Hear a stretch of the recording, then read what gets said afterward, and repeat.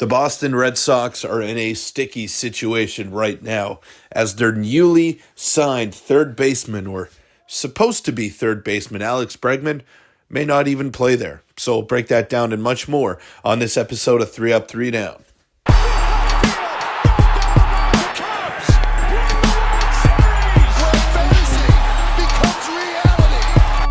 What's up, everybody? Welcome into 3 Up, 3 Down. I'm your host, Peter Briones, and the major news yesterday was obviously Vladimir Guerrero Jr. not signing an extension with the Toronto Blue Jays. Now, I have a theory for that, which I will get into in just a little bit, but make sure to hit that subscribe button because a large percentage of you who are watching these videos aren't subscribed to the channel. So shout out to you guys for all the support. It's truly been incredible, but I do want to get back to the Vladdy thing really quickly here before we dive into the Red Sox, who I believe are going to have a really good season in the AL East. Now, Vladdy, I believe he had a number in mind that was astronomically high. And yes, he wants to remain a Blue Jay, but you only get to hit free agency in your prime once. And Vladdy has seen Juan Soto. He has seen Shohei Ohtani absolutely cash in. This is his chance to do that. Now, as a Blue Jay fan, am I upset? Absolutely. But Vladdy played 6 years in the big leagues, or he's going to play 6 years in the big leagues after this one. And he's going to have the opportunity to hear out all 30 teams and get the best offers imaginable. So, yes, he wants to be in Toronto, and he's saying all the right things. But this only comes around once in a lifetime for a lot of these Major League Baseball players. And this is going to be his biggest contract that he signs, the longest contract that he signs. So he's not going to have another deal after this one. Maybe some vet minimums if he continues to produce into his late 30s or early 40s. But for the most part, this is it. This is going to dictate the rest of his career, where he ends up. The opt-outs, the deferrals, all of that fancy stuff that maybe needs some time to get ironed out. He's going to take his time and do his due diligence on that. So that is my theory on the Vladdy thing, that no matter what the Blue Jays were going to offer him, unless it was something that you could not refuse, you simply could not refuse, like $600 million, then he was going to test free agency no matter what. And I'm sure maybe he could circle back and say, yeah, maybe I overvalued myself. Maybe nobody's going to give me the money that I was expecting. Or maybe he's going to bring his number down just for the simple fact that he wanted to test free agency and just see what was out there. That's the theory that I had in mind. Let me know in the comments down below, though. But I did want to get to this Red Sox stuff pretty quickly here because Alex Bregman, I thought was a great sign. Okay, I thought he was an unbelievable signing. 40 mil AAV, that's definitely high. But 3 years, I think you're getting the best of Alex Bregman if you sign him for 3 years as opposed to signing him to a 6-year deal like he was commanding at the start of the offseason. So a 3-year, $120 million deal with a ton of deferrals. I believe over half of it is actually deferred. So Alex Bregman is set himself up for life here. Good for him.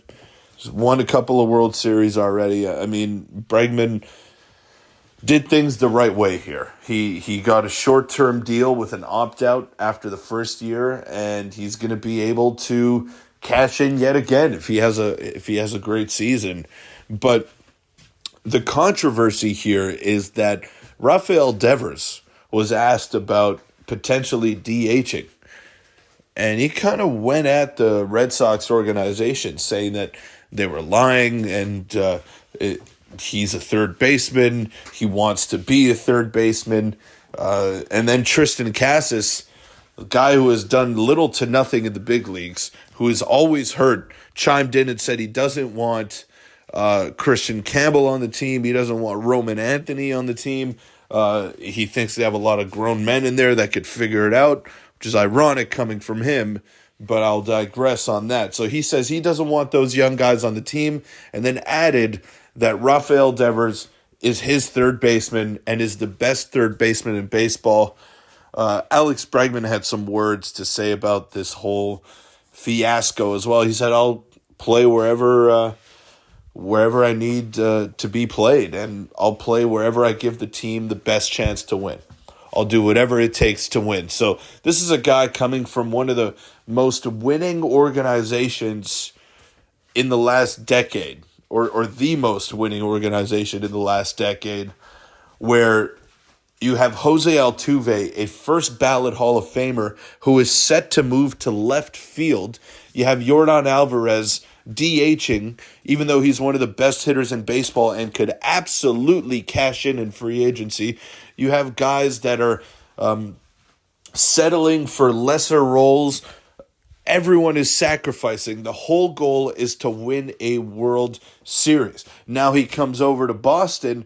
Training camp hasn't even started yet, and you got Rafael Devers complaining that he's not going to play third base. Meanwhile, he is by far and away the worst defensive third baseman in Major League Baseball with the advanced metrics. And it doesn't take too much. All you have to do is just watch him play, and you notice how poor he is on the defensive side of the ball. So Alex Bregman coming from an organization where winning is the only thing that matters, and now you got Rafael Devers throwing a hissy fit before spring training even starts. So that's kind of an off-putting situation, and I'm sure Alex Bregman is happy that he has an opt-out now, because if things go sour, he can decide to hit the free agent market yet again and then truly dictate where he wants to spend the rest of his career. But what an embarrassing situation for the Red Sox. I don't know why Rafael Devers decided to say that. I mean, you already got your money. Why don't you want to win?